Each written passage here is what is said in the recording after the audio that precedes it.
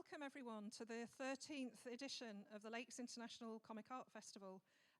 We're really excited to be hosting artists from around 13 countries this year, publishers from 11 countries, over 100 talented exhibitors. You can whoop if you want to. Lots of whooping. Yeah, and at this point, actually, normally in the evening, I would hand over to one of our very, very special supporters who will open the festival officially. Normally, I would roast him a little, perhaps poke fun at his taste in music, poke fun at his taste in football teams, and also poke fun at his extreme fondness for the Fat Slags and Roger Melly on the telly. But I'm going to break from that tradition this year because I want to ask you to join me in thanking him for placing comics firmly on the agenda at the House of Commons. Woo, a bit of applause. And how he's done that is, first of all, he hosted a very special reception at Westminster earlier this year for MPs and others as well, and at the same time tabled an early day motion which established the importance of comics to the nation. So I wish you to give him a very, very big welcome. It's none other than Tim Farron MP.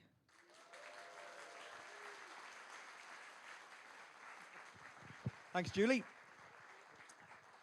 So, if you're not from round here, welcome to the Lake District. This is the Laundry Theatre, absolutely glorious setting, the heart of the English lakes, the place where I think culture calls home.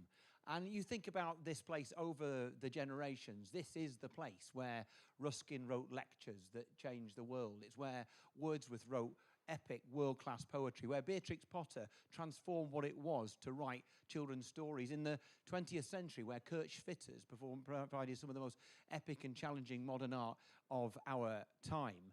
And it's the place where about 4 years ago, Graham and Simon drew both of Buster Gonad's unfeasibly large testicles on a giant screen. And we're very proud of that and of what that says about us as a place. We want to say a big welcome. I've said thank you to Julie, but to the whole team at the Lakes International Comic Arts Festival. We are very, very proud to host you. Some epic people here, wonderful, wonderful creators and people who are involved in the industry, opening it up to hopefully many people for whom this might be a new form of entertainment and enlightenment. But we're delighted that you're here, all the people who've supported the festival, who've made it happen, but especially to Julie and her team. Massive thank you to all of you. And so comic art is really, really, really important. It is something that allows us to be profound while sometimes being somewhat irreverent. It allows us to be sometimes subversive, but to do so subtly so that only very clever people can get it. And it allows us to make things which are sometimes very serious, very, very accessible. And, you know, I am no expert, but I love my comics, and I always have loved my comics.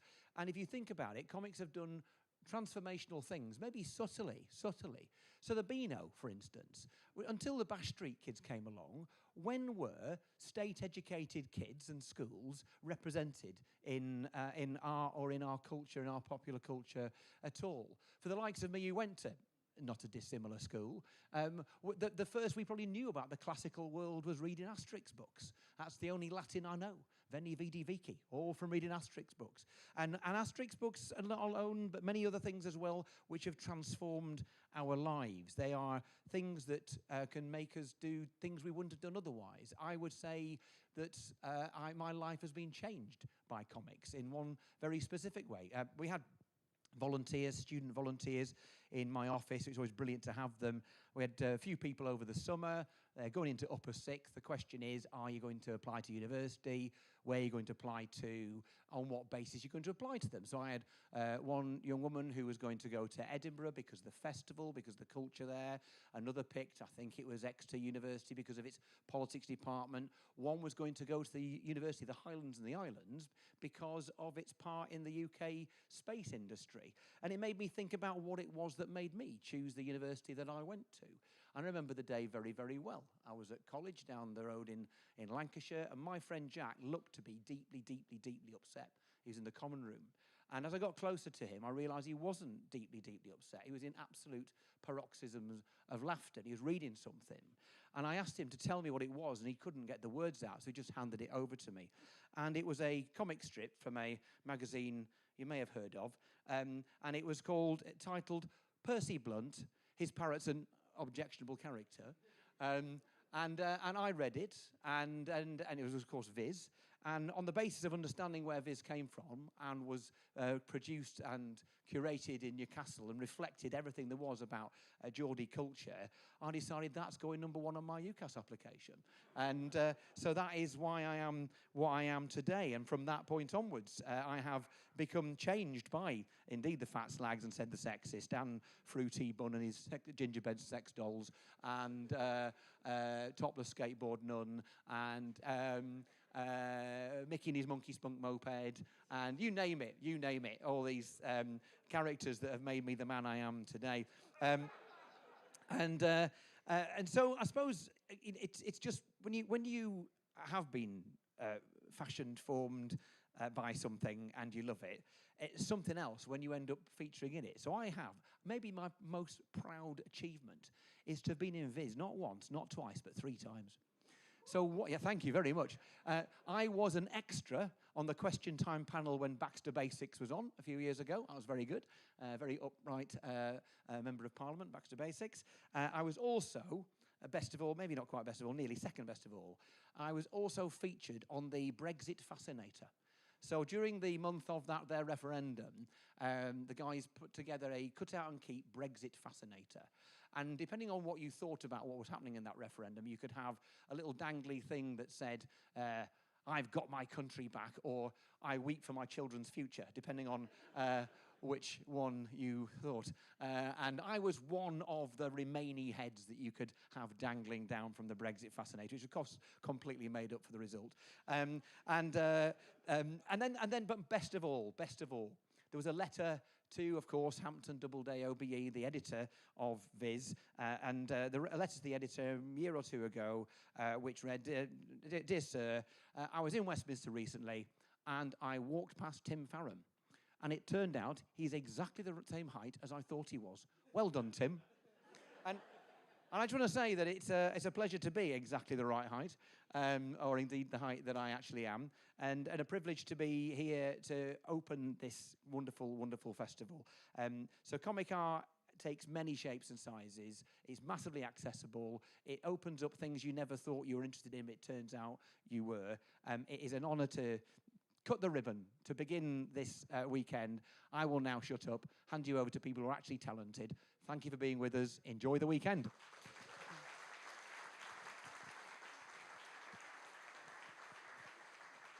Thank you.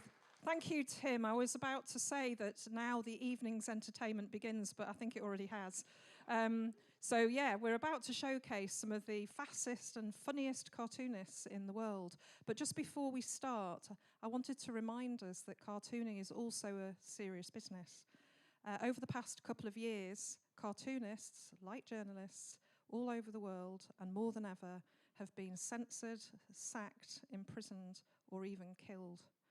So when we laugh or we cry at cartoons, I think we should also remember that many of them have very serious messages. The most important one being, we speak truth to power, so don't mess with cartoonists. I just need to get that off my chest.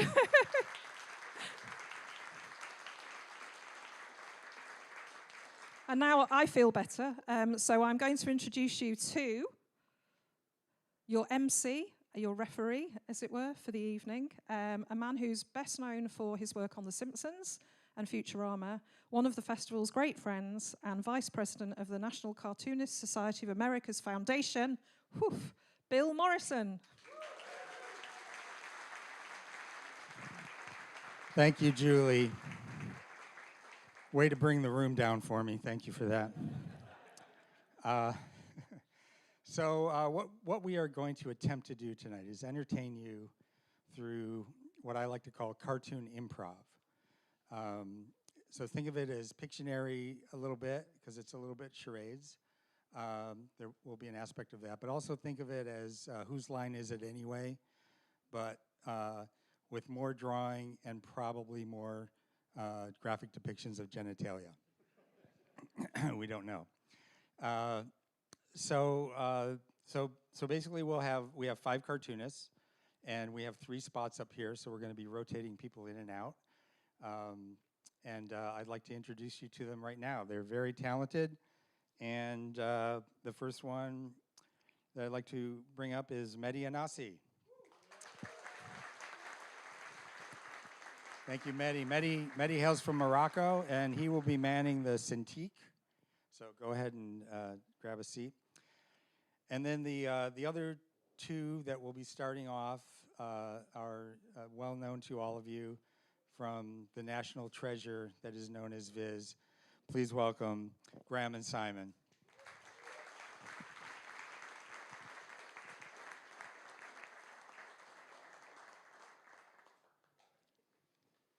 Okay.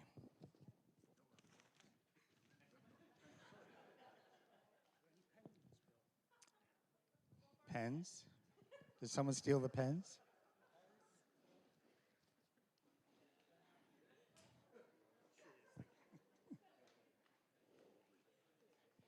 Just stab your fingers and draw in blood. Yeah, great. Okay, so the talented people up in the booth will be alternating between the cartoonists to show you what they're up to. And here's the first challenge. I'd like you to draw what you would be, what your occupation would be if you were not allowed to be a cartoonist. So, and in fact, if you were not allowed to be in the arts at all. So if you were, if those were not an option for you, what would you be doing for your occupation?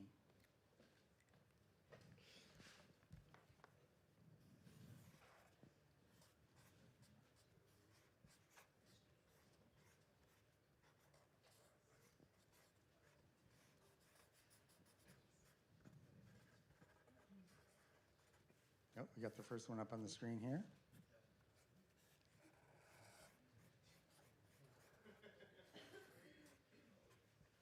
And this is Simon.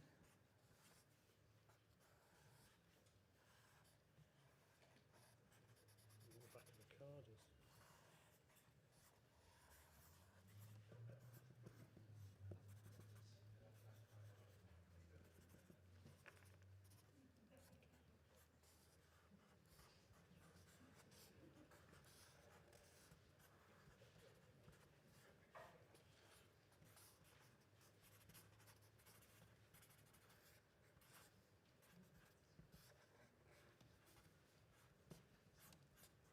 This might be someone reading a cartoon.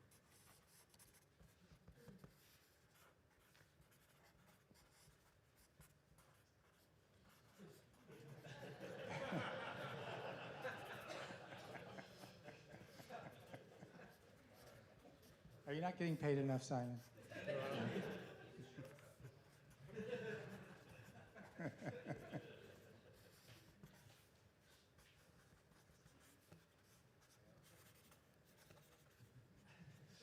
Now back to Graham.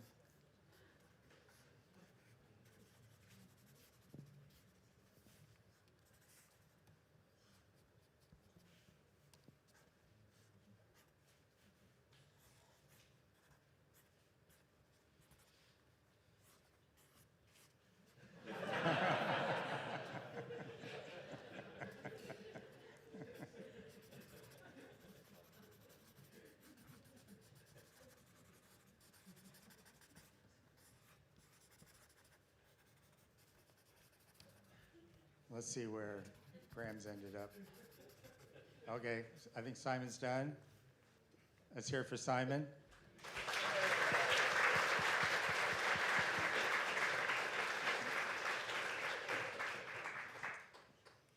And can we have a look at Graham? Okay, here's Mehdi. Oh, we got a word balloon. It's a bonus. This is, I think, a little bit of an inside joke.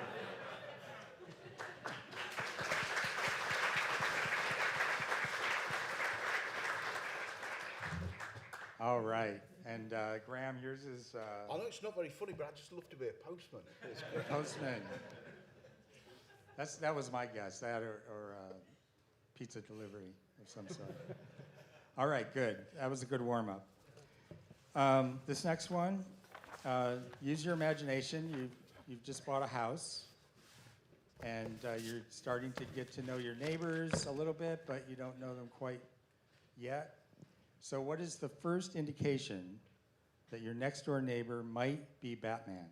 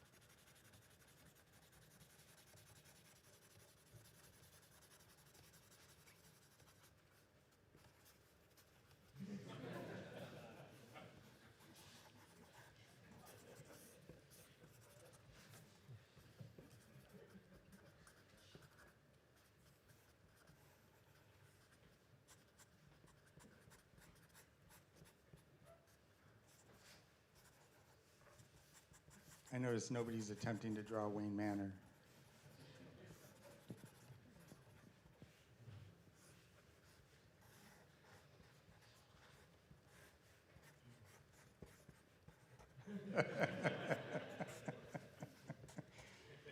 So Batman lives in an apartment building now.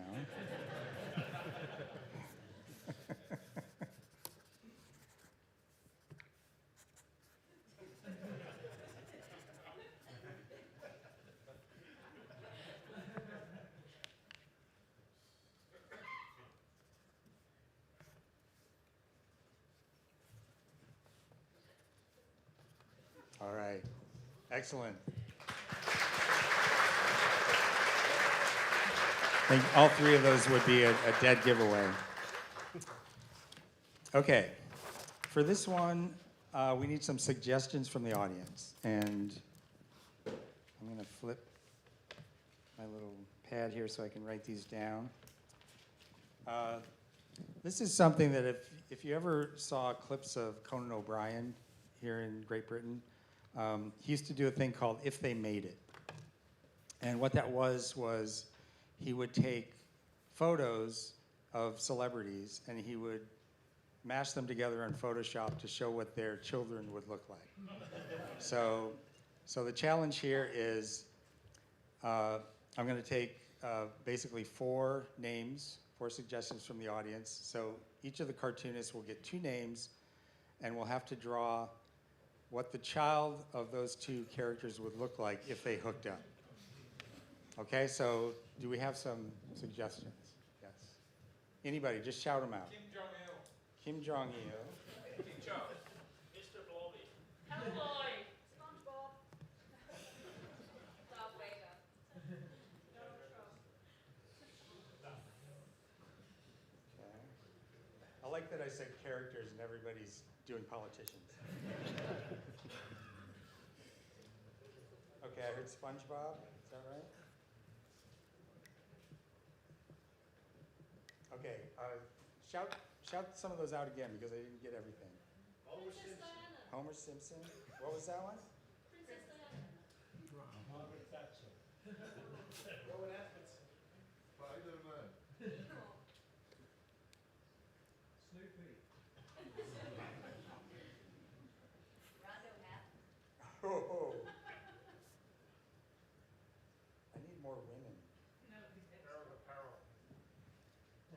that? Arrow. Okay. Tank girl. That girl? Tank girl.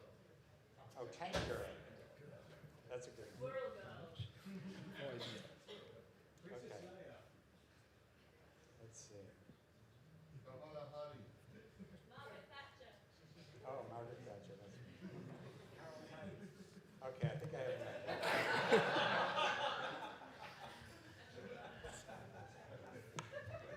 Okay.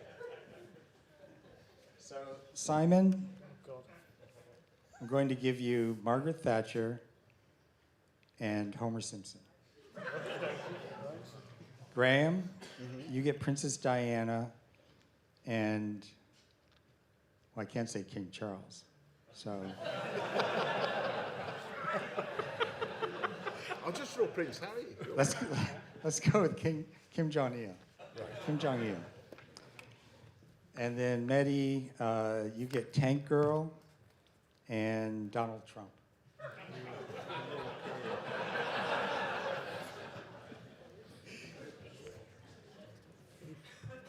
Okay.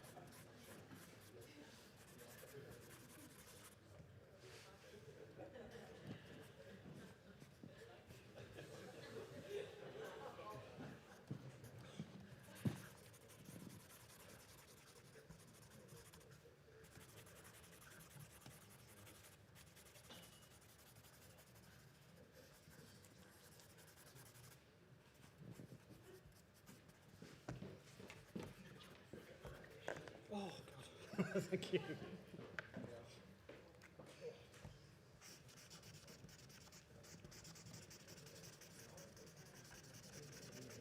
Does it have to be a baby or it can be something else? What's that? Does it have to be a baby or can we grow it? Oh, it can be a grown baby. Yes. It doesn't have to be in the early stages of life, in other words.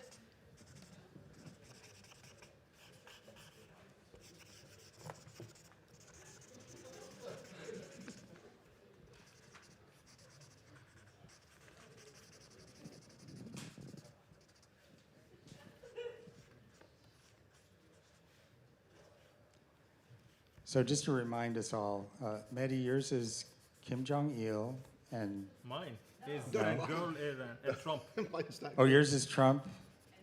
I guess I'm reminding myself. Everyone else knows what's going on. Trump and Tank Girl. Graham, yours is Yes, mine's Kim Jong-il and Princess Diana, and Simon's is Margaret Thatcher and Homer Simpson.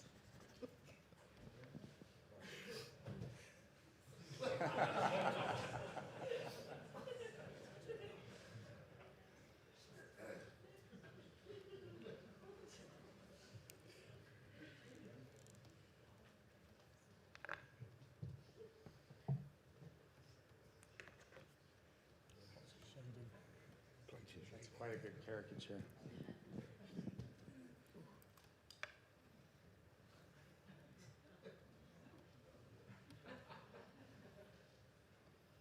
Ah, we get another word balloon.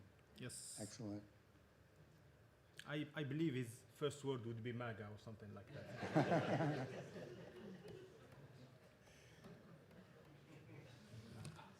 All right, excellent.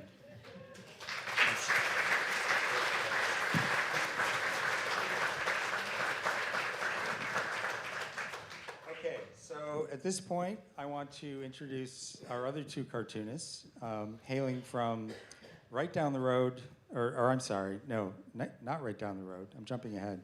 Hailing from Iceland, please welcome Dagson.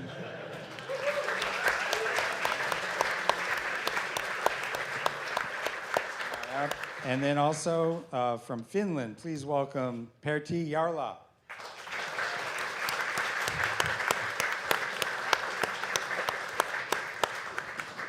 So we'll be rotating out two of you. So let's see. Let's take out Graham and Simon. We'll let you take a break, and we'll bring you back towards the end. Yes, big hand for Graham and Simon. All right. So this year marks the year that two iconic cartoon characters have entered the public domain, namely Popeye and Tintin. So your challenge is to draw either of them. You can choose either Popeye or Tintin doing something you would never have seen them doing when they were privately controlled.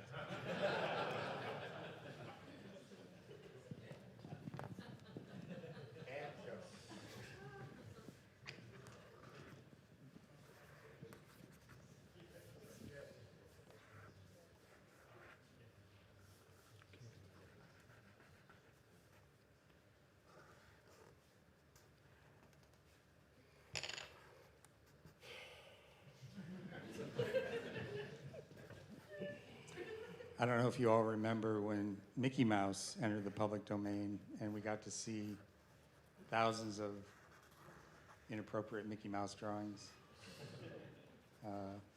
I haven't seen that many Popeye or Tintin yet, so this one's got me curious.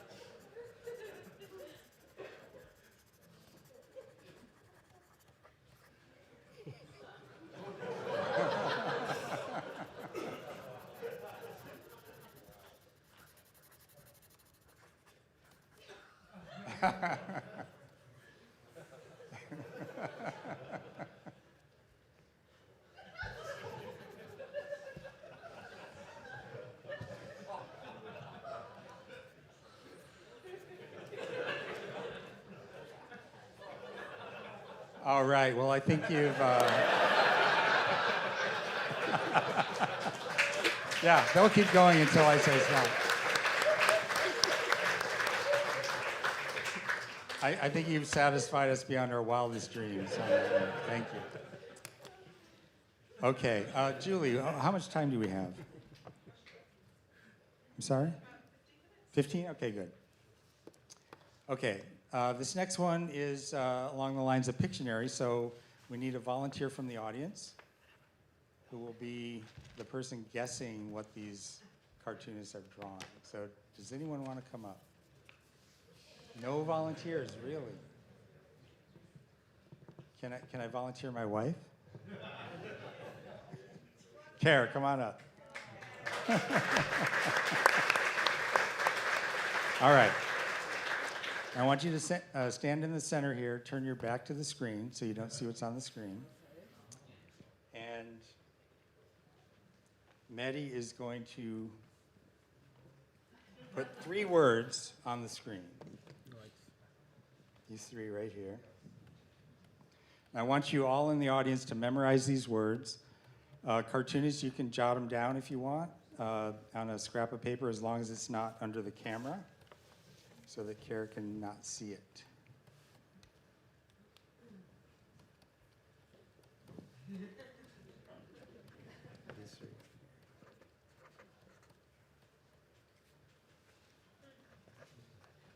Got them? Okay.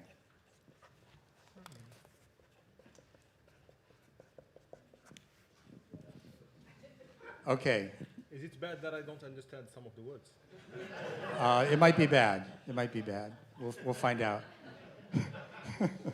All right, so that's been erased.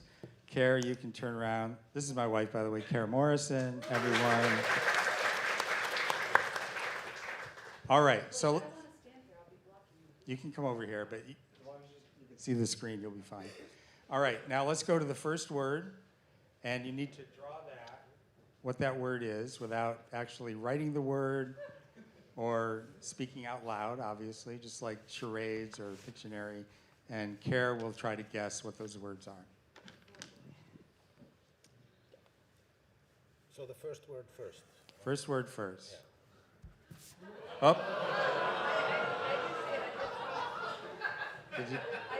You didn't see it? Okay, somebody's got those words on the screen. I can't tell. Oh. Whoops.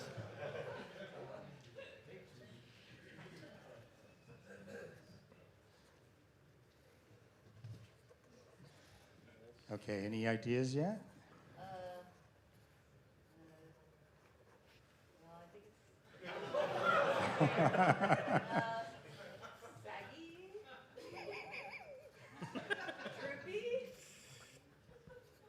It's one of the other dwarves.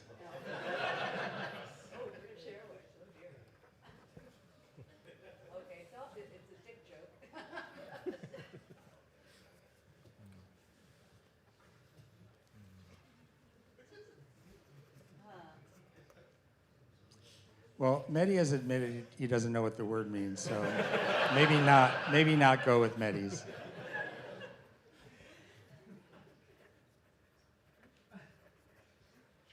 Can I guess too?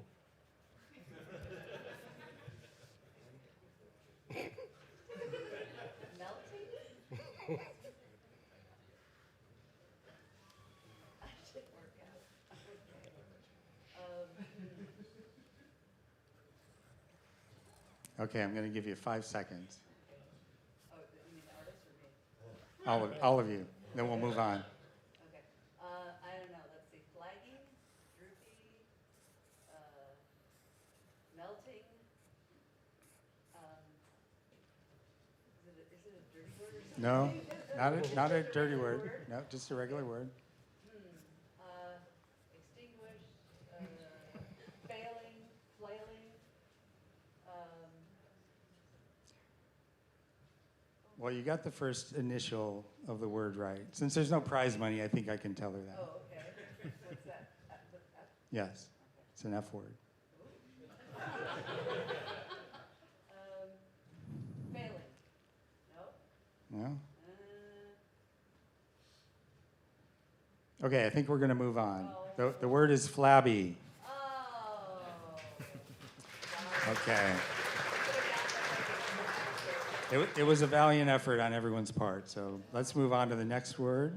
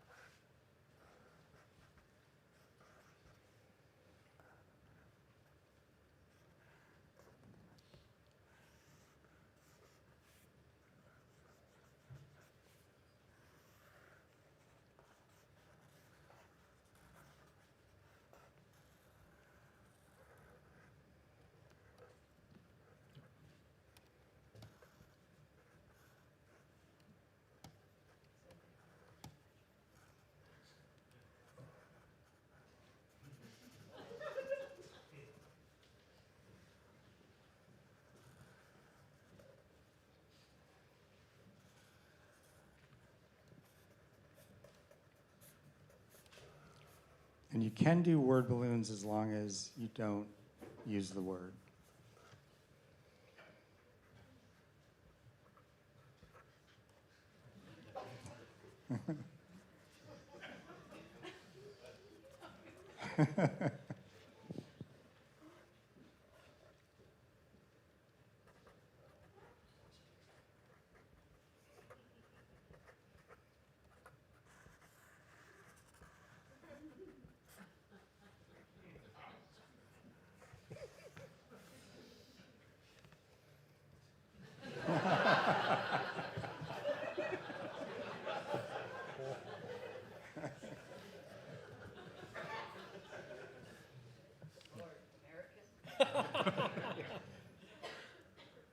The word balloon in that one is key.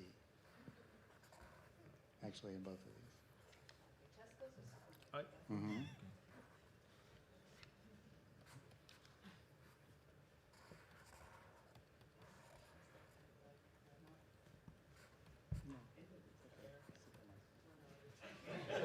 The brand may not be that important here. Yeah.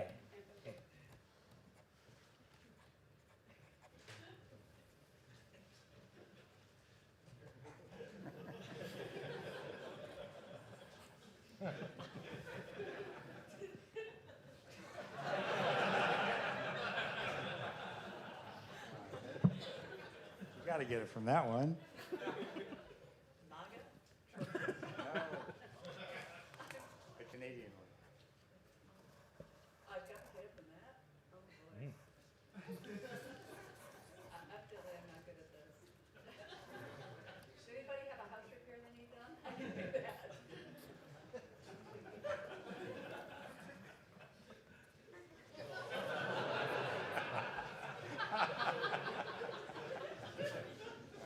Polite? Yeah.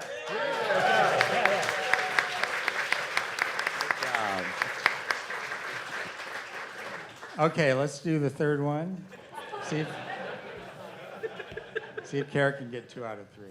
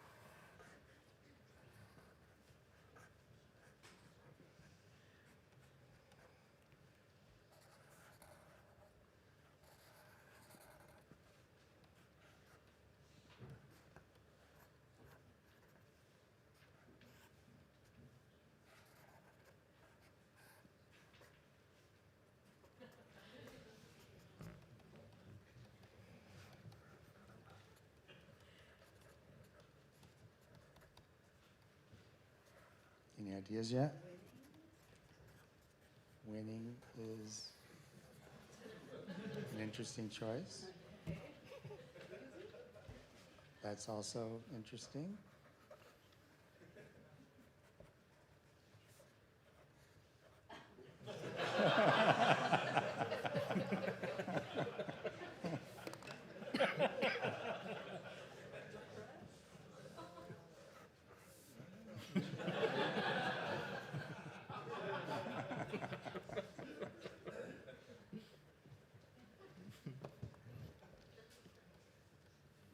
Oh, thank you, guys.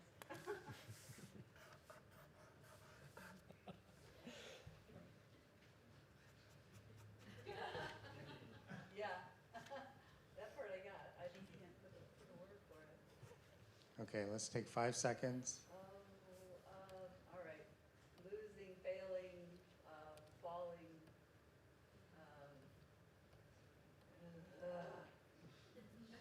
Suicidal. Is that a white flag? Yeah. Yeah. Okay. Surrendering? Mm, No. Getting warmer.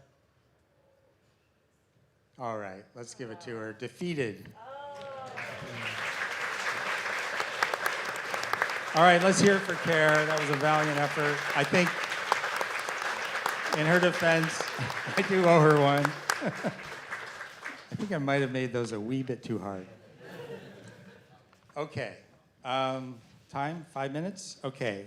Right now, we'd like to bring up 2 guest artists. And this is where I jumped ahead of myself. I meant to say, from right down the road in Lancaster, Molly Ray.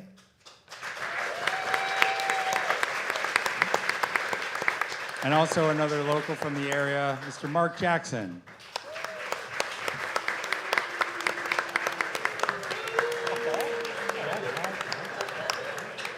Okay, now I need to bring back either Graham or Simon because we need a third. So which of you would like to come back up? Simon? Okay. All right. Now, the 3 of you come back and stand behind these cartoonists.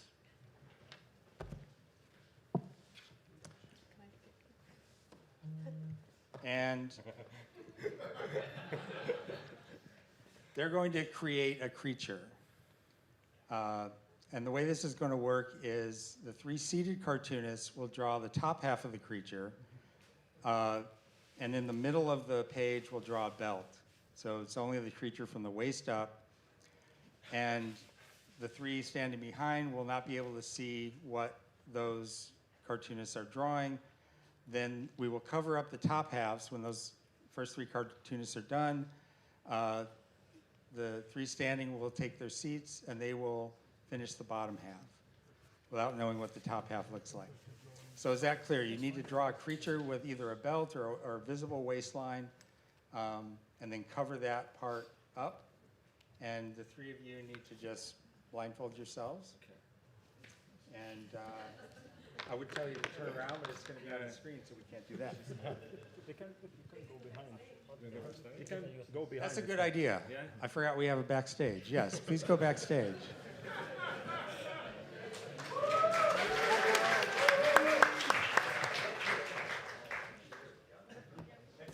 You start? Okay, yes, go ahead and start.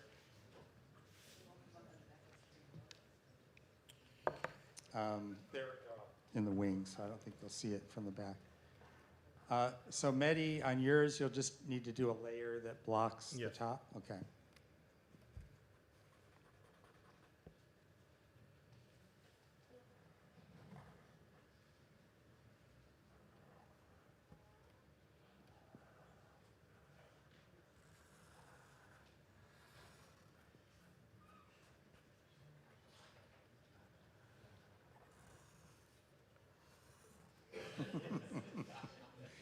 I knew one of you was going to do it. I just wasn't sure which one.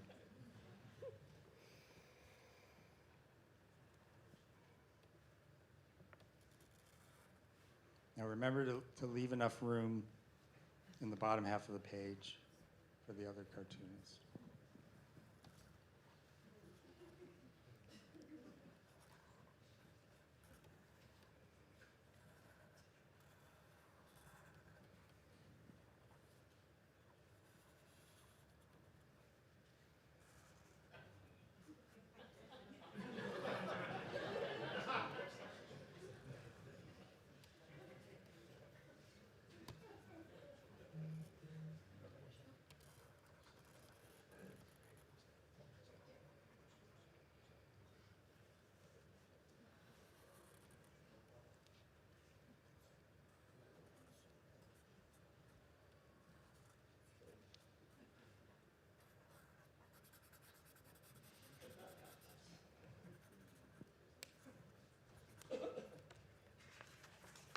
Don't forget to draw in the belt because that part needs to remain visible so they know where to begin their drawing.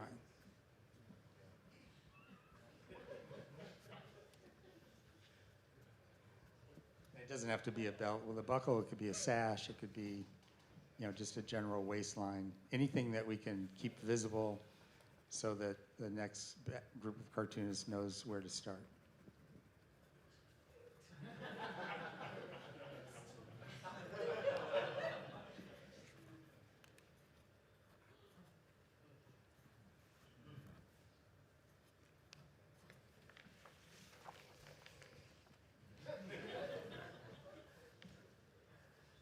Okay, yeah, very good.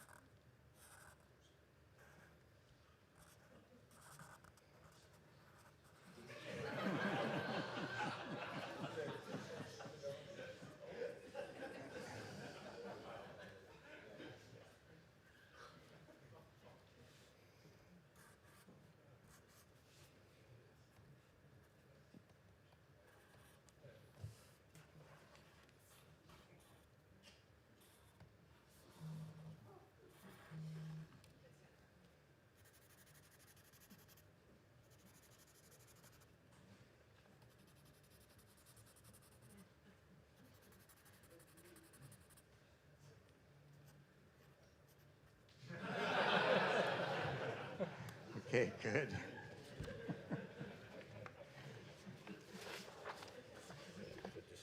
Yeah, so cover that up and just leave at least part of the belt exposed. There you go, that's perfect. Mehdi, how's it going over there? Yes. Okay. I'm done. I'm Okay, going to leave good. this part. All right. Oh, is that your, what was that last thing you showed? So this is the jaw, Yeah. and I'm going to leave this part so they can. Oh, good. Okay, great. rest. Perfect. Okay, let's bring out the other three cartoonists. And a big hand for the top halfers, and now we bring in the bottom halfers. Right? I should do that. Thank you.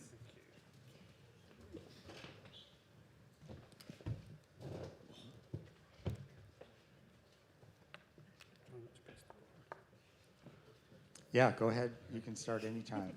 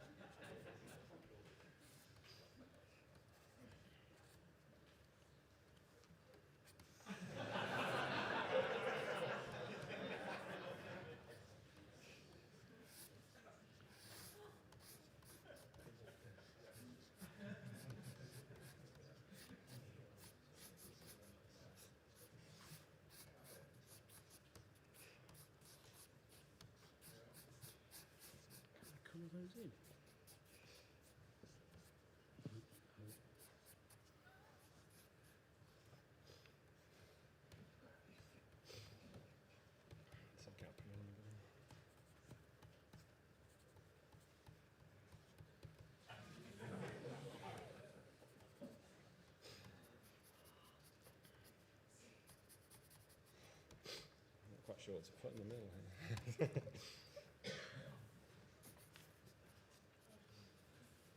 Okay, Simon is finished. He might be a little bit psychic.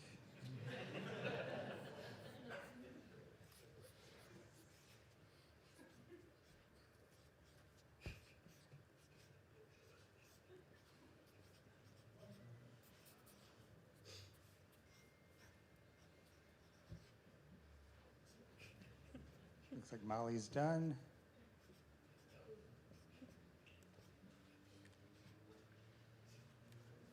All set, Mark? Yeah.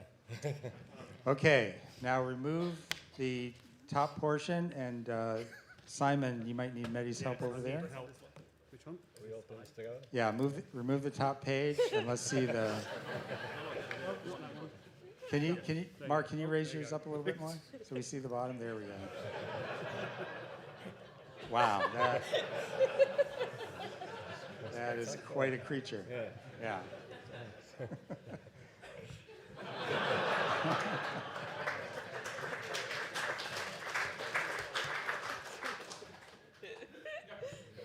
And let's look at, oh, there it is. All right, let's have a great big hand for all the cartoonists. Working without a net, working under pressure. You all did a fantastic job. I will now hand the mic back over to the Venerable Jew. Oh, thank you, thank you. Big round of applause for Bill Morrison.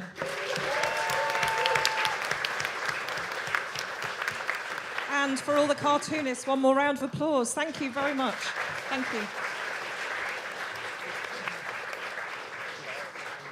We have a white van outside, and Dagson will be taken for serious therapy. So if anyone's been disturbed, he will no longer be able to be. So anyway, if you wondered how we're going to top that, we're going to do this.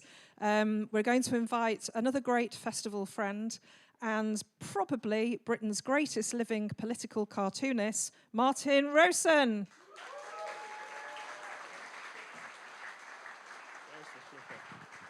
Thank you, Julie. Thank you very much. It's great to be here. I came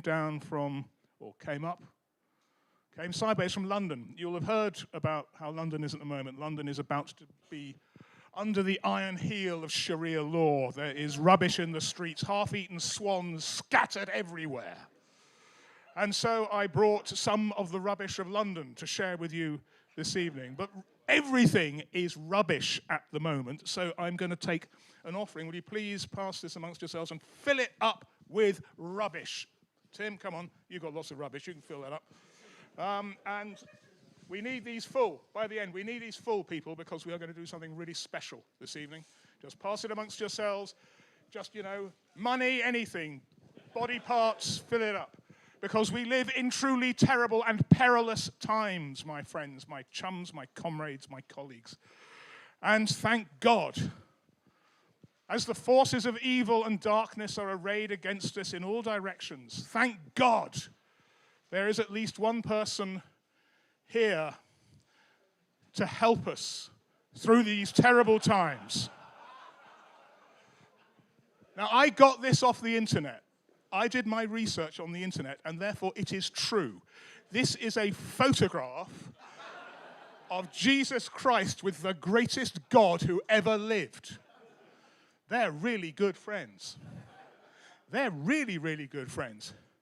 I mean, that looks like more than friendship to me. I mean, come on, guys, get a room. Get an upper room, maybe.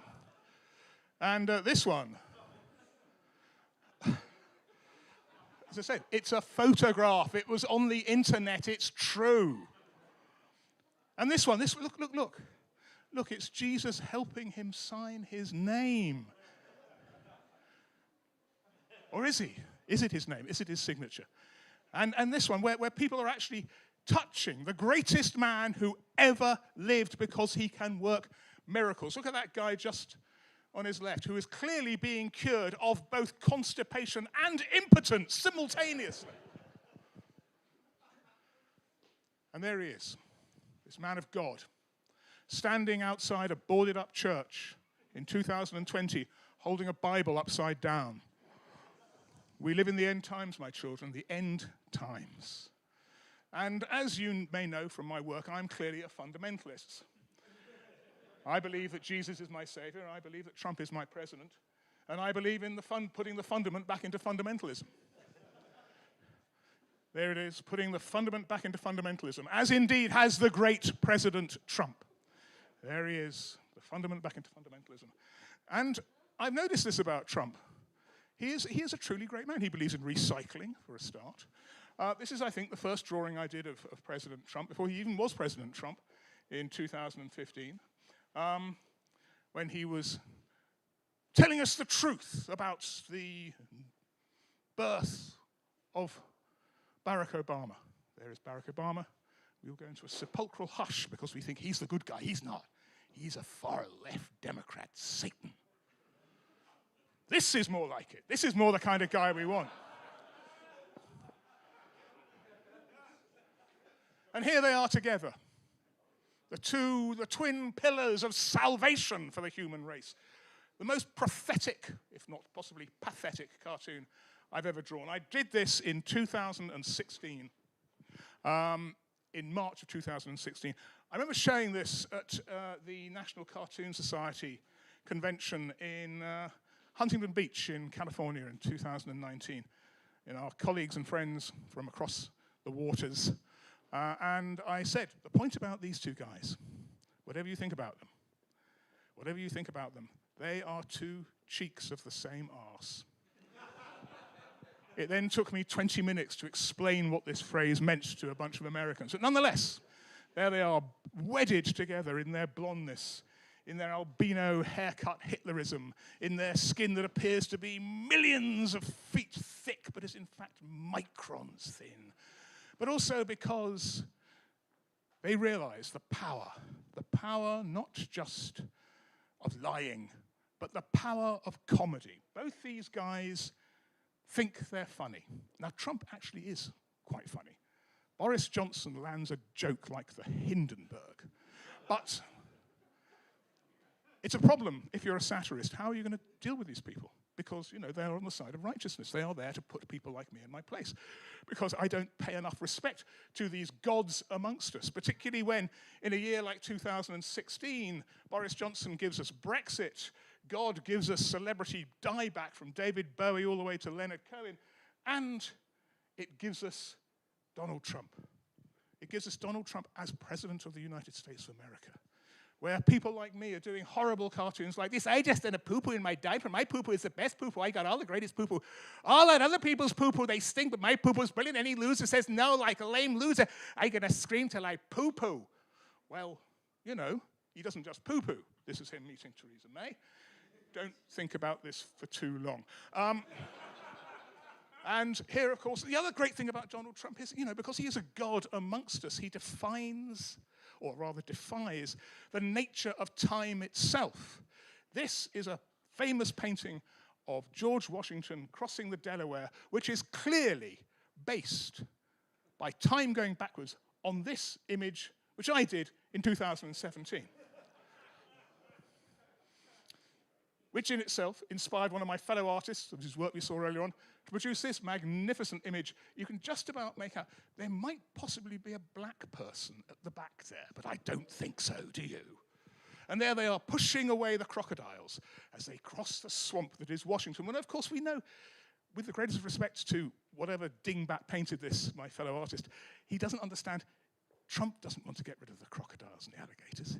He wants to recruit them in order to swim round all the deportees' camps to keep them in their place, because he is a friend of animals. And this is another example of the way he has influenced art. You think this is Manet's Déjeuner sur l'herbe, painted in the late 19th century. Of course it wasn't. It was painted in the late 19th century, but based on this cartoon by me.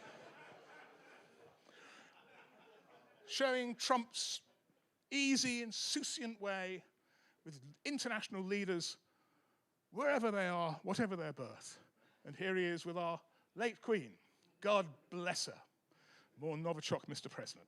And then, in ways almost inconceivable to the mind of man, somehow or other he manages to lose the election in 2020. But of course, the great man of the years, he says, nah, winning's for losers. And then thinks, well, maybe a terrible, terrible injustice has happened here.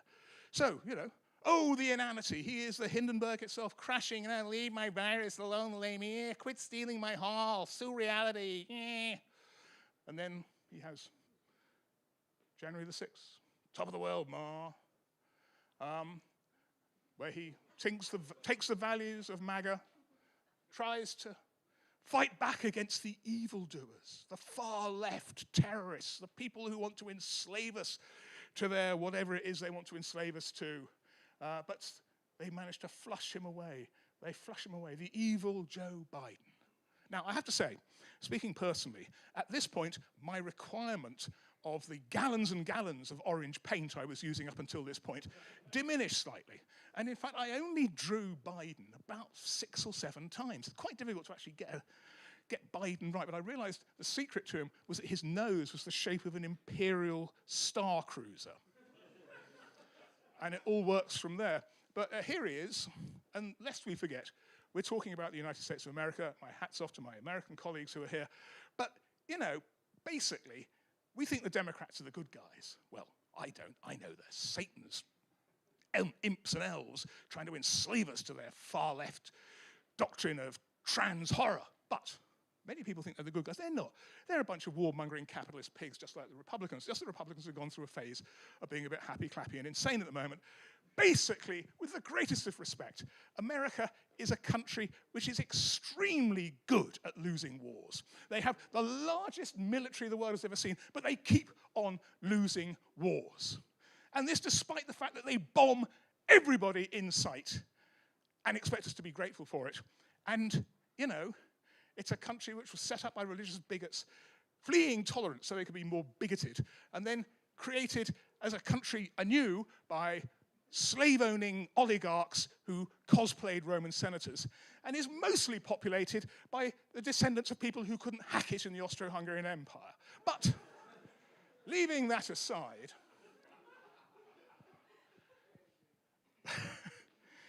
there is Biden, but, you know, is he up to it? Well, obviously he isn't, because now you have this titanic struggle of these two incredibly old men, one of whom has nothing in his head, and the other whose head is so filled with things that it just becomes a black mass. And I mean that literally.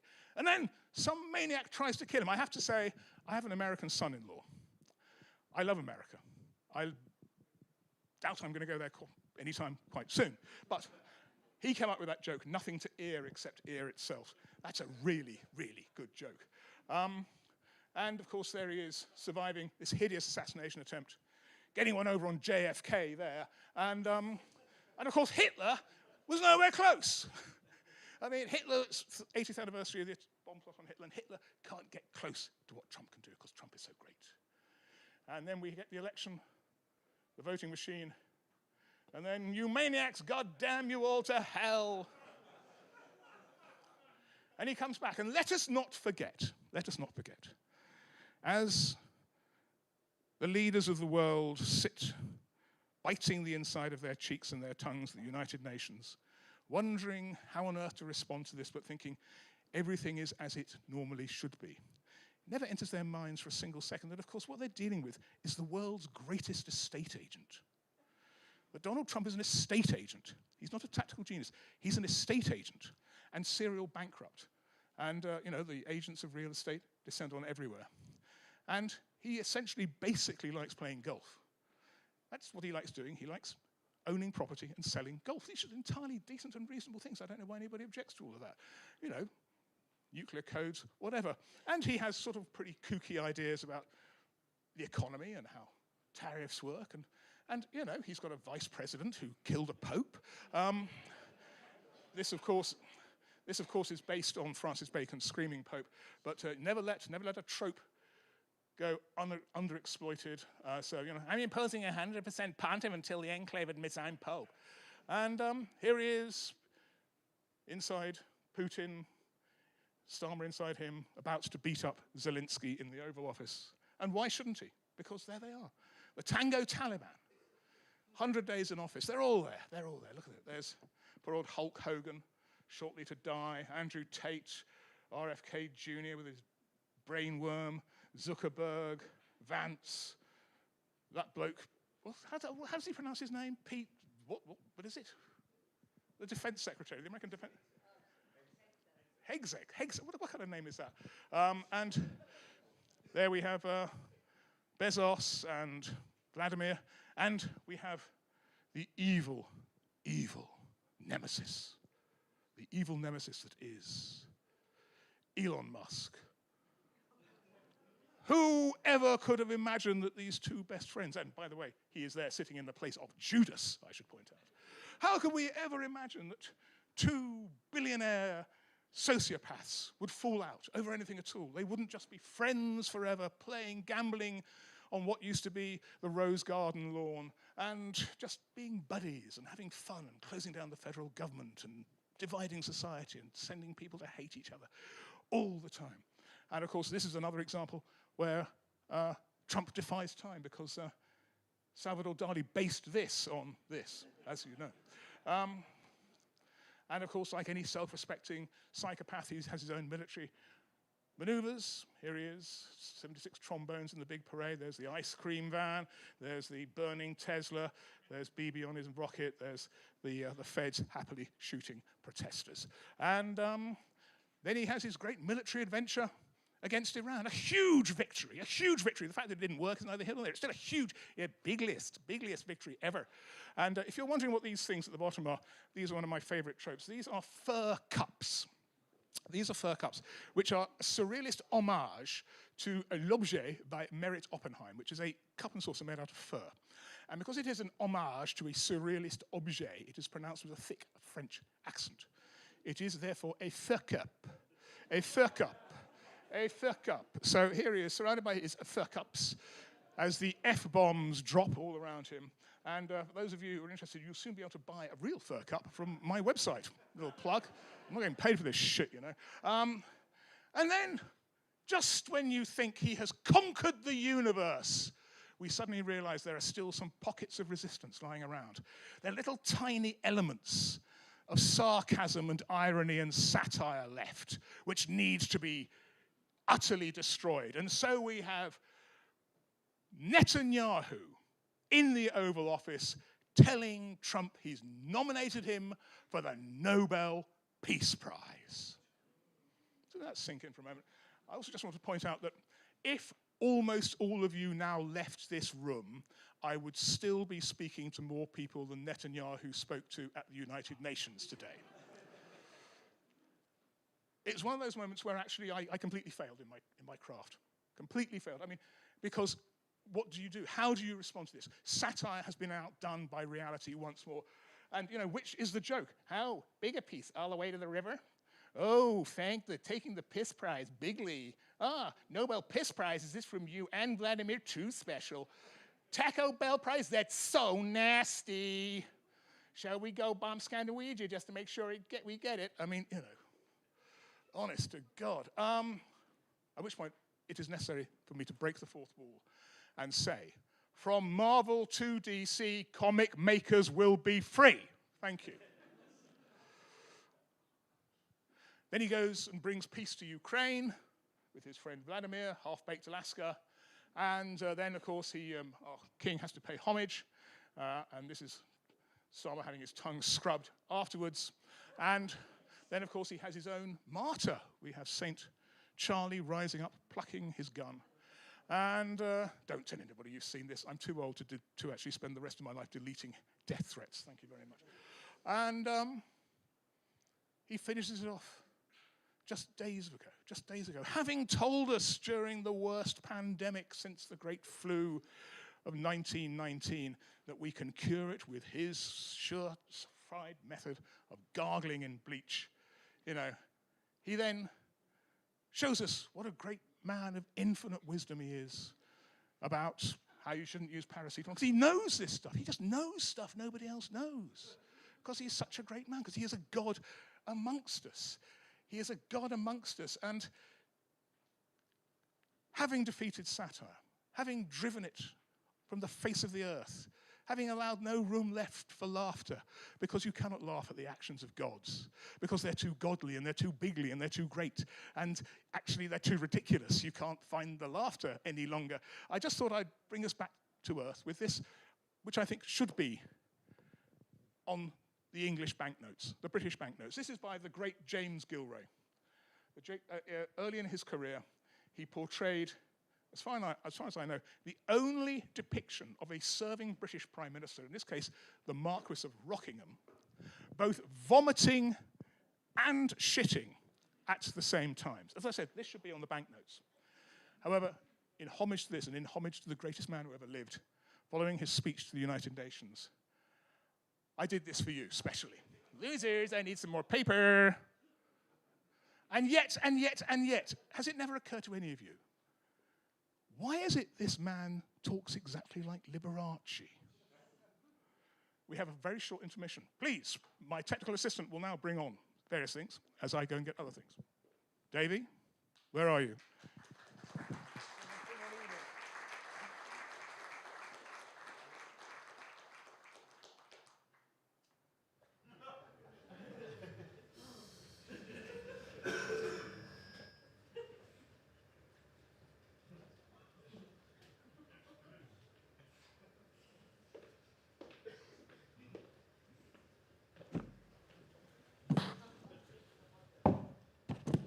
Thank you very much. Ladies and gentlemen, Mr. J.V. Jones. The member of Viz they don't invite to the festival. Anyway, as you'll see, we'll just move this guy over here a bit. This is Elon. This is Elon Musk. Shh, psst. Evil Elon. Evil Elon. I actually made Elon in March when he was still best buddies. Since then, sadly, I left him out in the garden a fair bit. I took him to a festival in Wales. Somebody stole his left hand. I imagine even now some pervert in Bridgend is pleasuring themselves with it. His feet fell off. When he was in the garden, foxes savaged his crotch. But luckily, he's still just about works. There we go. Wave to the boys and girls, Elon. How much ketamine have you had today, Elon? That much! Wow, wow, wow. Anyway, Elon's just going to stay there for a bit while we can proceed. Now, the thing about Liberace, you know, I hate to say this because I hate to cast aspersions on the camp community whom I embrace and adore. But Trump is without question the campest president of the United States since Andrew Jackson. And I say Andrew Jackson on advisement from my American son-in-law who thought about this for some time and said, yes, but Andrew Jackson once had a party in the White House for a 1,000-pound cheese. That's pretty high up there on the camp stakes. And he has a vice president who appears to wear eyeliner. Now, this is one of J.D. Vance's faces, because in 2016, he described Trump, he compared Trump to both Hitler and heroin. And therefore, like a snake, he sloughs his faces on a regular basis. This is one of the more recent sloughed faces. These are where he says, fellow Christians, everyone is watching us when we apologize to this man. Lord, help us. And there they are, you know, waving their arms in the air with Elon. But, you know, there is something vaguely camp about a man who's nearly 80 going around wearing orange foundation in public, and a man who fucks sofas wearing eyeliner in public. But, I mean, let's move on. This is probably indication of genius, who knows. But there is the evil Elon. Select all the squares with a provocative rich wanker if none burn down a library anyway. Here he is, stroking a former pussy. Here he is stroking his latest pussy. I mean, this man is bad. This man is bad. But of course, he's only one of the tech bro billionaires. The people who, through being, what are they? They're nerds. They're sort of asocial nerds. I mean, all of us have got used to the idea of people like Tim, who seek power and want to be tyrants, dream of that Caligula moment, and a yearning for that time when we will treat them like gods. We're used to that. You know, the power imperative is strong in many people. But why the hell have we handed over the world to a bunch of fucking nerds? I mean, nerdy little geeks. Why have we done this? And there, you know, Jesus. Just to be serious about this, 10 years ago in January this year, men shouting, God is great, killed 5 of our colleagues in the offices of Charlie Hebdo with assault weapons. And 10 years later, Jeff Bezos caused, through his fawning of Donald Trump, the resignation of the great Ann Telnace for this cartoon, who was a friend of this festival and a friend of mine. They can bear no criticism. They're such great, wise men, they can bear no criticism. And here, of course, is Zuckerberg, who has always looked to me like an alien child's drawing of a human being. I mean, it's not quite right. Of course, doesn't believe in free speech either, just believes in milking our data. We are merely lumps of data to be milked for God knows what reason. And there they are, Billionaires Hiking Club. Whoa, dude, so who knew his butt would be orange on the inside? Yo, bro, I can tell you it's orange all the way up to his mouth. If I lick a bit, can I have a tax break? What's tax? And of course, there's this guy at the end of it all, behind it all. Old Rupert Murdoch, there he is, his head in a jar, if only. Gave us Fox News. And maybe, just maybe, this great man, this wonderful, wonderful man, Donald Trump, maybe, he is just the front man for these people. He is just the dead cat. Even the fascism, even the hatred, even the division, even the basic thievery, even the appearance of being a combination of Caligula's horse's shit. and a painted clown. This moronic nonce with dementia. Maybe he's just there as the bouncing dead cat to distract us from the fact that they are stealing everything in sight. Maybe the die-hard protocol has always applied. Whatever you think it is, it's actually a heist. Maybe that's all this is, which makes it much less frightening. They're just crooks. The Joker has taken over Gotham City. I mean, that's what it is. That's what it is. Howsoever, because you and I are all of us full citizens of the free and open Republic of Drawing, where we are all equal and where our territory is literally infinitely vast because it is inside our heads, where they can never conquer it. We have love in our heart for everyone, even those who hate us with a passion. And therefore we are going to be good and kind and generous and loving. Because all those people out there who hate us, we should see as merely misguided. And anyway, their days are probably numbered.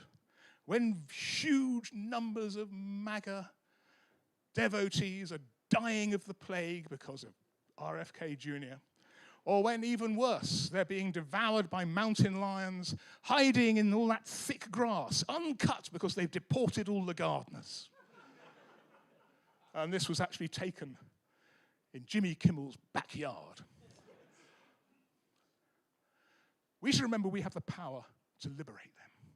We have the power to liberate them through the joy of laughter and through the wonders of drawing and creativity. And we've done this for centuries. We've done this for at least 45,000 years. Remember, drawing is what we do. Drawing is almost as old as language itself. Writing is 5,000 years old as a subset of accountancy.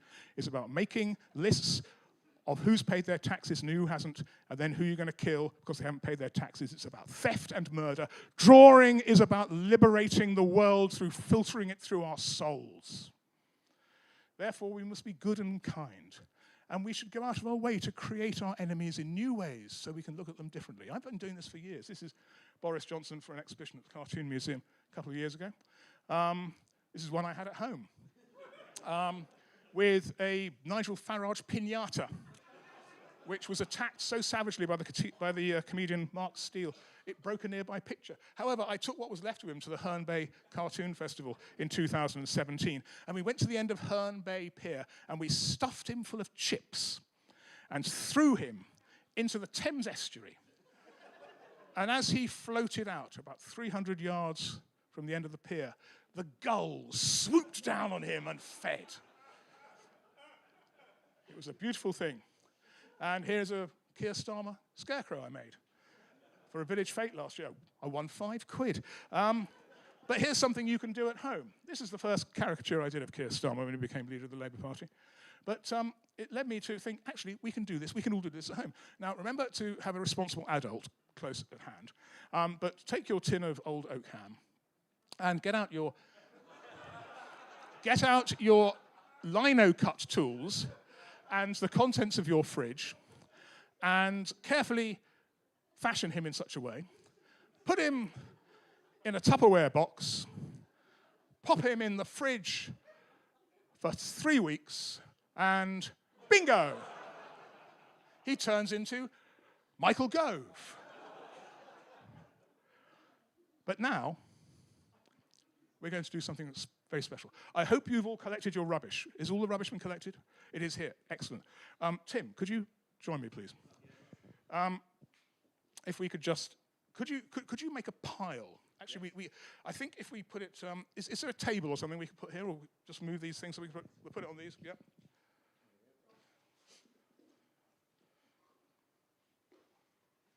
Serial killing rabbits. Yep. So if we just make a little pile there.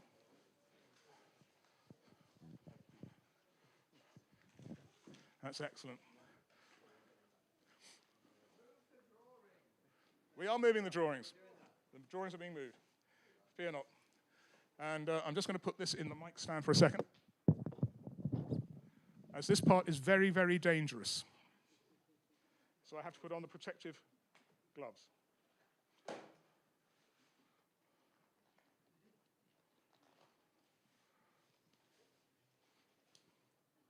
So.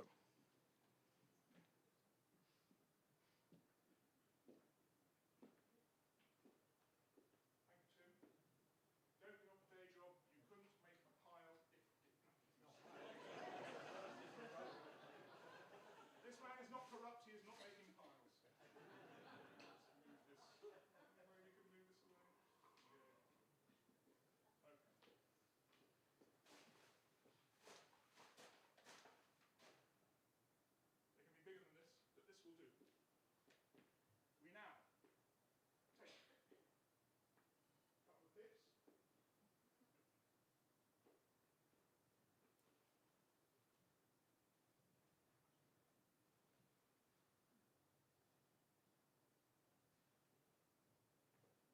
To represent his trademark tie, we've actually brought in his dinner.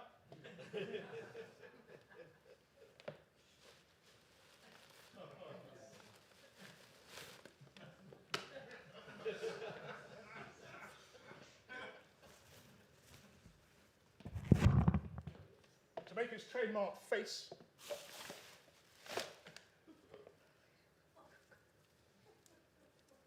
we have another bib.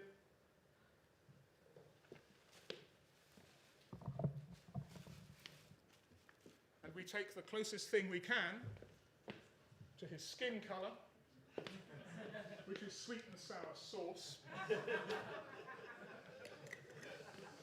And then we come to the coronation, and I think you. No.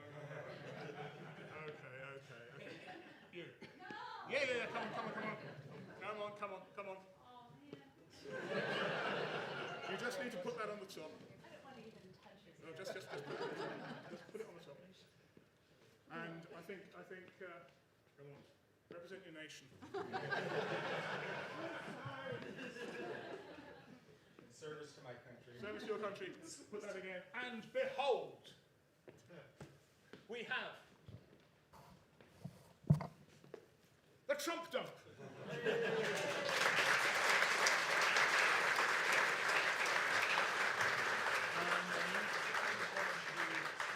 Where's the clicker gone? I fear the clicker may be under. Is the clicker on? You can do this at home.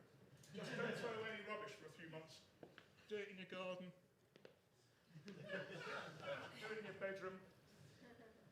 Do it in your neighbour's garden. But the thing it will do, it will. Music, maestro, please.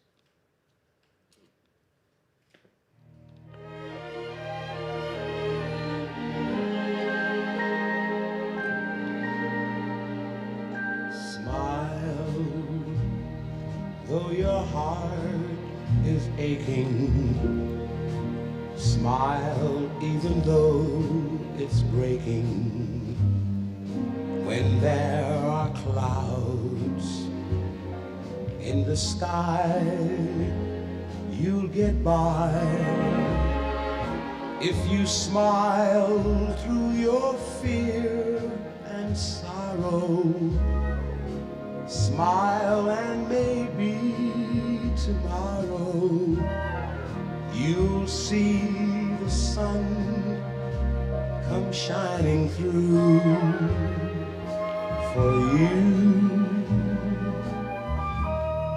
Light up your face with gladness, hide every trace of sadness.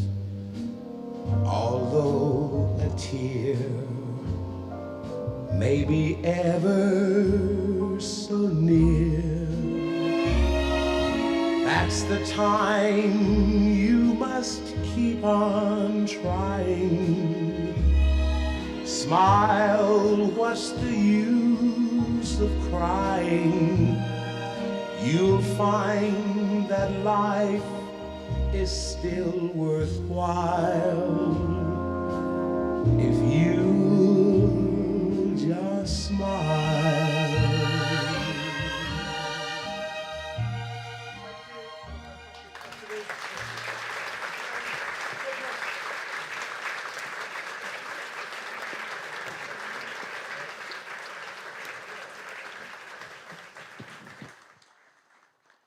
Okay, God bless America. Can I have my clicker back, please, Martin? Oh, brilliant, brilliant, brilliant. Okay, round of applause again for Martin Rowson.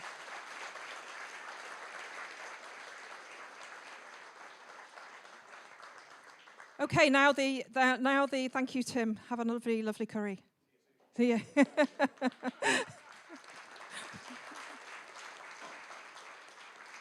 Okay, now we move on to the awards. I know it's getting a bit late, so we'll be speedy but also very respectful to the different awards. We've got some really great announcements to make. So the first one, I'm going to invite Anna MacDonald onto the stage. Anna is from Comics Youth, based in Liverpool, do amazing work with comics and young people in Merseyside. And people will know that we have Comics Laureate, UK Comics Laureate. We have a few of the past laureates in the room, including Charlie Adlard. The current one is Bobby Joseph. Bobby will be extending his tenure by another year, so he'll be running now to the end of 2026. But we have now a new extension, I'm going to call it, to the Comic Laureate, and Anna's going to tell you a little bit more about that and announce who it is. Oh, yeah. Hello, I'm Anna. I'm the art director for Comics Youth, and Julie gave us a lovely introduction. So being inspired by the current Comics Laureate and all of the past Comics Laureates, we have a youth board of directors at Comics Youth, and everything we do is led by young people, and they were like, a lot of other disciplines have young comics laureates, a lot of young poetry laureates, so we were like, our youth board said, could we potentially have a young comics laureate? So Rhiannon, who is our managing director, worked tirelessly to do a lot of fundraising, and she's amazing. And she will never stop when the young people have said, can we have something? We always try our best to make sure that things come their way. And so with the help of Charlie Adlard, former Comics Laureate, and some funding, we announced a public nomination for Young Comics Laureate, and from the votes, the winner was Molly Ray.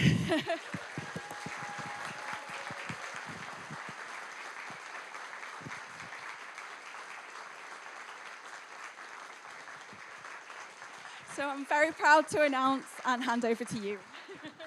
Hello. Wow. Okay. Hello, I'm Molly Ray. You can call me Ray, exclusively just to confuse Martin. Thank you so much to Comics Youth and to the Lakes Festival and to everyone that voted. This is such a huge privilege. I've spent the last few years working with lots of young people and sharing with them the therapeutic nature of making comics, but also the power of comics on a world stage, and I'm very excited to carry on doing that. There are two people that I really want to mention. Firstly, Gemma Sosnowski, who's somewhere in here, who's the librarian at my school, and when I was 15, just spotted me and was like, comic artist, and just gave me every opportunity as a young creator. And the second person is Julie, who is literally a powerhouse and a legend. And you don't even know the amazing stuff that she's doing just all the time. She's a yes person. And she's also, we love Julie! We love Julie!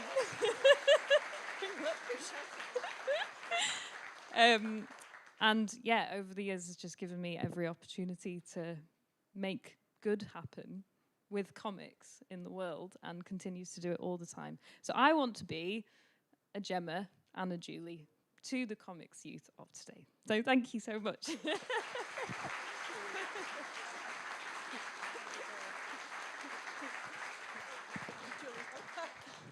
It's like passing the baton. Thank you, and well deserved. Thank you, well done. Thank you, Anna.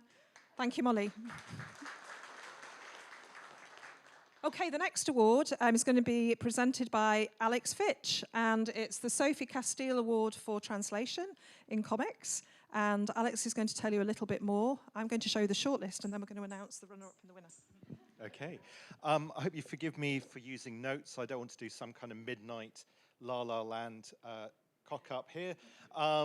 So yes, Myself, Gabby Putnaki, and Harriet Earle were the 3 judges for the Sophie Castile Awards for Comics in Translation.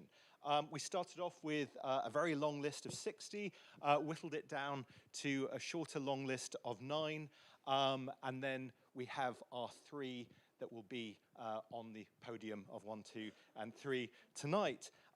So in no particular order, the 2 runners-up are The Incredible Story of Cooking by, I didn't try out the pronunciations in advance, Benoit Simot, anyone?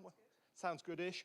Translated from French by Montana Kane, one of the runners-up, and the judges and I, we read all of these books and decided that this one was a fantastic smorgasbord, no pun intended, of translating all sorts of different stories about the history of cooking, a brilliant kind of collection of vignettes, and very entertaining. The other runner-up is Return to Eden by Paco Roca, translated by Andrea Rosenberg. A fantastic graphic novel, an amazing look at how the minutiae of a photograph can be used to create a whole kind of magnificent story about a family. However, as with all of these things, there can only be one winner, and the one book that we all agreed on because of its humor, because of its insights, because of its additions to the great canon of graphic medicine is Jellyfish by Boom, translated by Robin Lang and Helgi Dasher.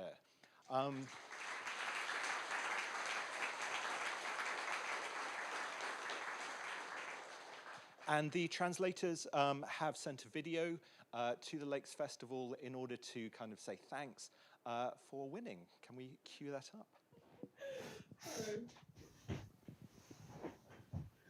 Ready? Ready. Hello, LICAF.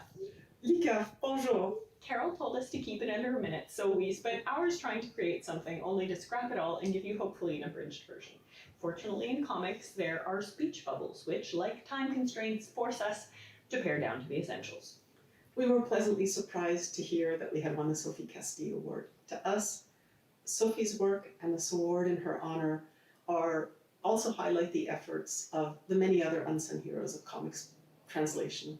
Folks like the publishers and their teams who take risks to put out these books despite the time, money, and effort involved.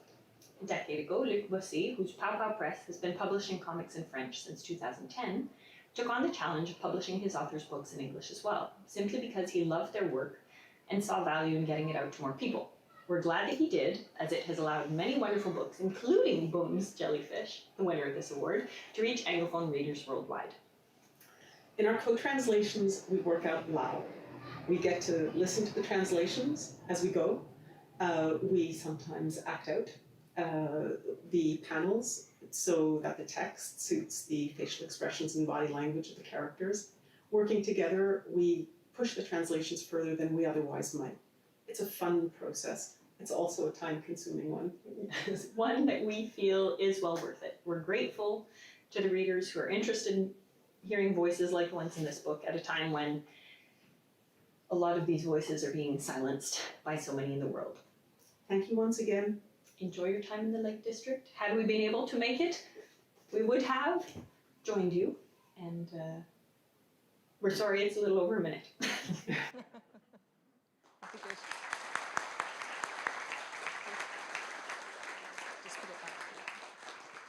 Great. Our next award, we're extremely both privileged and honoured to host. I won't say any more. I'm going to introduce you now to the Executive Director of the Cartoonist Rights Network, Terry Anderson.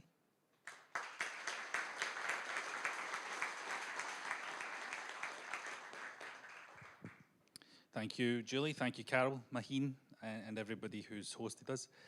For those that don't know, the Robert Russell Courage in Cartooning Award from Cartoonist Rights, my organisation, alternates biannually with the Kofi Annan Courage in Cartooning Award from Freedom Cartoonist Foundation in Geneva. And in a normal year, we would be doing this in DC. But as Martin has ably demonstrated, things are not normal right now.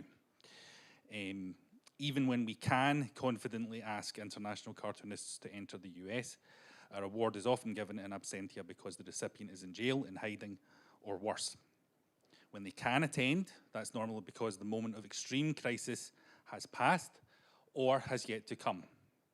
And I had hoped to be able to say the former was definitely true tonight.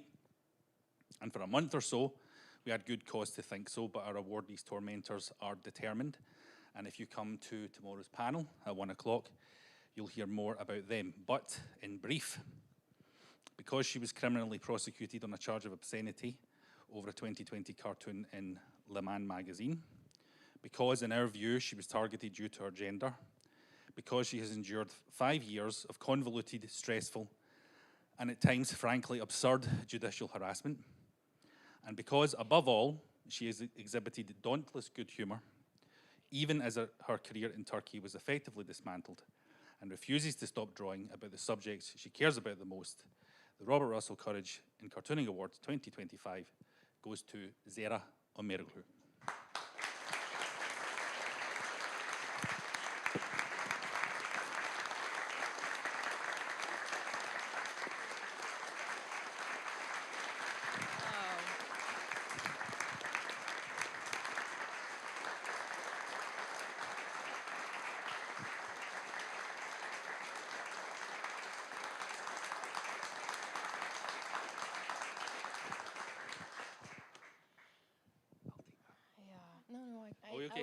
Okay.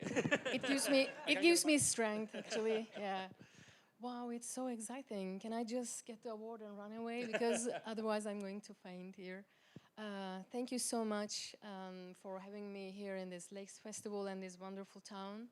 And thank you so much, Cartoonist Rights and Terry Anderson, Executive Director. I feel your support since the beginning of this absurd trial. By the way, for the ones who want to know more about the story, we have a panel tomorrow at 1, maybe just a quick note. And it really gives me support. It really gives me strength, to feel your support.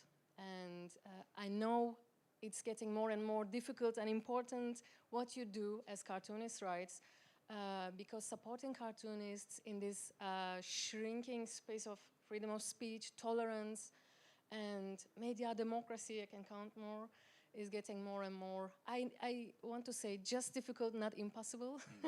Yeah. Thank you for being here and for this award. Thanks. Our pleasure.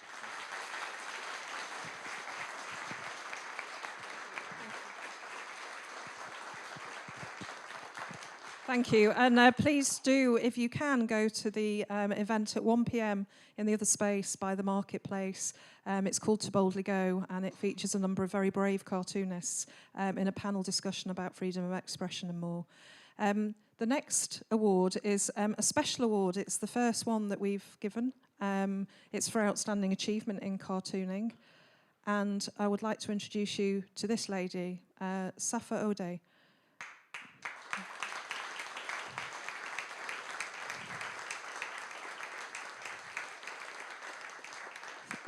Safa is currently in a tent in the middle of Gaza. She's a cartoonist. She draws daily cartoons, often on the walls of her tent at the moment because she lacks materials.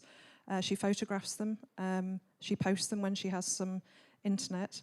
I was first introduced to her by the Palestinian cartoonist Mohammed Sabaneh, and we decided to work together on creating a book called Safa and the Tent, which is a collection of those cartoons. On top of that, despite all the hardship, thirst, the hunger, the exhaustion, and also the constant fear, she's actually, as you can see here, set up a drawing workshop called Little Painter, which again is intense with limited materials, but you can see the impact that it's having on the children. It's true to say that she's really reached the hearts and minds of people across the world. Her book, The Book, which is just here, sorry, I can't pick it up, I've not got enough hands, has been translated into Italian. It's been published in the Philippines. We published a special edition which will be available in the marketplace over the weekend, and all the profits go to Safa. We would like you to show your support. We're filming this. We're going to send her the video. It will mean the world to her to see that she's been recognised and that her work's been appreciated. And to collect our award, which is here, on her behalf is Mohammed Sabane.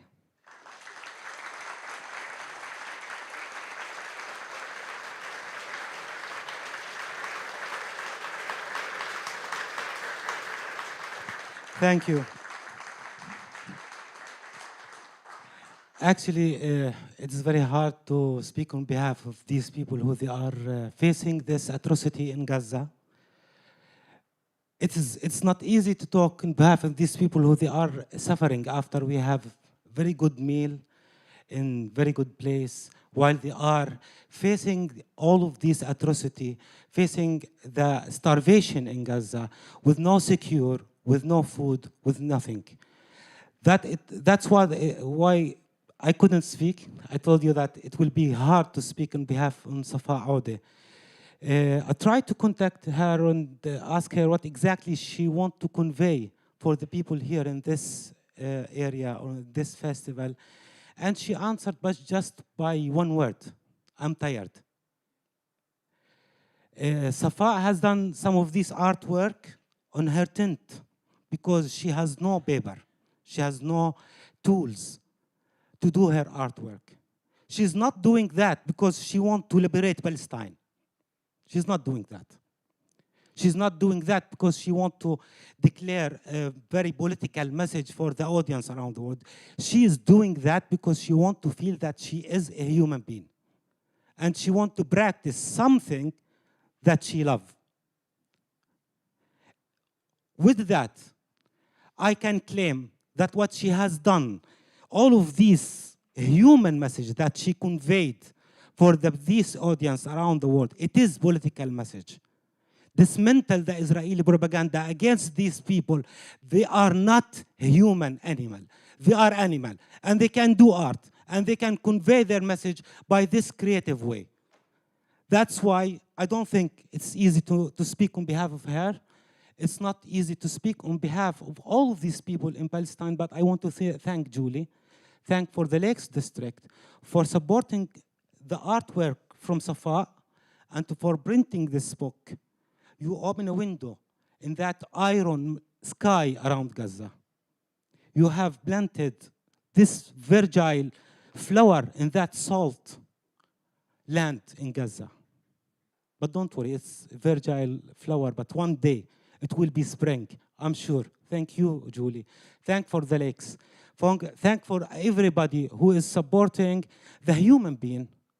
And that's it. And I want to also thank two people here. Terry Anderson for his support, also for Safa Aude, and for all the cartoonists around the world.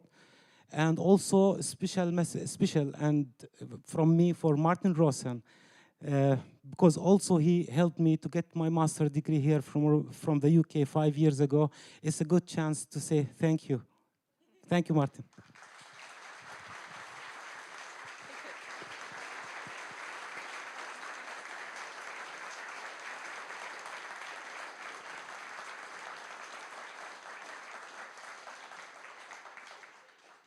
Okay, and then our final award this evening is the Sergio Aragones International Award for Excellence in Comic Art. And to say a little bit about where this award came from and present the award, please welcome Bill Morrison, Vice President of the National Cartoonist Society of America. Thank you, Julie. First, a little bit about the National Cartoonist Society Foundation. The NCS was founded in 1946. But the foundation was founded much later because we got a huge endowment from one of our members, over $1 million. And we already had a fund called the Milk Gross Fund, which was to help cartoonists in need. So whenever we found out that there was somebody that needed help financially, pay medical bills, just put food on the table, the Milk Gross Fund was there for that. But then we got this huge endowment. And Steve McGarry was, at the time, the president of the NCS, and he had the idea to start the foundation. So we took all that money, we kind of rolled it in together, and created the foundation, which has basically three purposes. The first is what the Milk Gross Fund did, so it helps cartoonists in need. So we're always whenever we hear about somebody who needs something, we're always sending out grants. The second is education. So we have a scholarship that we give out every year to young college students to give them a kind of a leg up. And then the third one is just public outreach. And that part, I don't think was really in high gear. It's mainly to, so that we can promote cartooning, not only in the US and around the world, but just to reach out and get to know other cartoonists. But we weren't really doing that a whole lot, even though that was part of our mission, until we ran into this lady to my left here, Julie Tate. And we started talking to her, eventually started working with her, and some of us were invited here to LICAF and got to know a lot of international cartoonists. And we had the idea to start, to found an award. And we were sort of trying to figure out, well, award needs a name, who do we name it after? And we couldn't think of anybody better in our group than Sergio Aragones, because he is internationally known. You know, you just say Sergio Aragones to any cartoonist around the world and they know exactly who you're talking about. So we went to Sergio. We asked how he felt about that. Sergio's kind of modest, so he was not at first on board with having an award named for him. But we convinced him and he embraced it. And by the way, he sends his love to everybody here at LICAF. He misses you all. Sergio just loves cartoonists. He loves events like this, and he loves to just meet cartoonists from all over the world. And he's multilingual, so he can speak face to face with most of you. But anyway, that's a little bit about the foundation and how we got this award started. So every year we deliberate, those of us who are on the foundation board, and we meet with Sergio. We give him a list of names. We also do this in concert with Julie and her team. And we come up with the names of worthy recipients, and we narrow it down, and Sergio gives us the final thumbs up. He's never given us a thumbs down, but he gives it his stamp of approval. And this year, I think he picked a really good one. So why don't we find out who that is?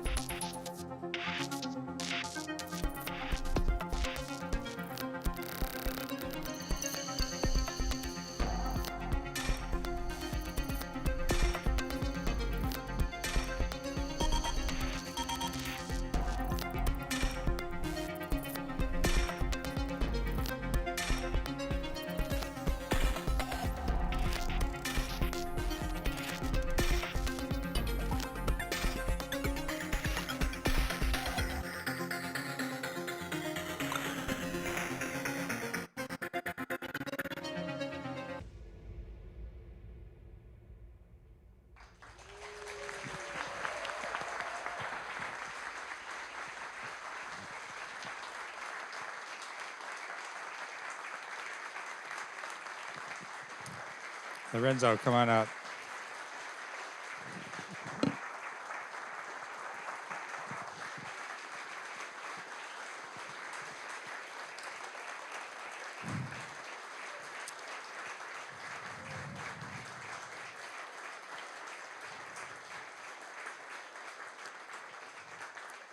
This is an honor for me to present this award in the name of Sergio Aragones and on behalf of the NCS Foundation and everyone here at LICAF.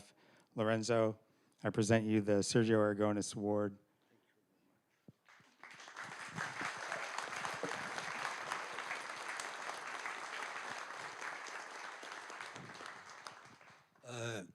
Sorry for my very bad English.